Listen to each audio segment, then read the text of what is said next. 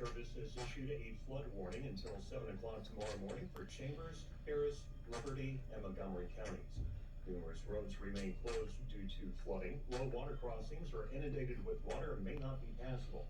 Expect many areas of slow-moving or standing water, and it will take several hours for all the water from these storms to work through local drainage and storm systems in urban areas.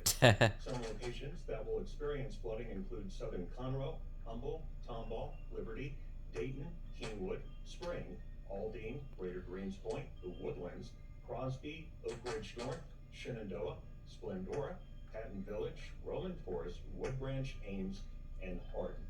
Again, a flood warning in effect until 7 o'clock tomorrow morning for Chambers, Harris, Liberty, and Montgomery counties. This concludes this broadcast of the Emergency Alert System. Stay tuned to this station for further updates on severe weather conditions.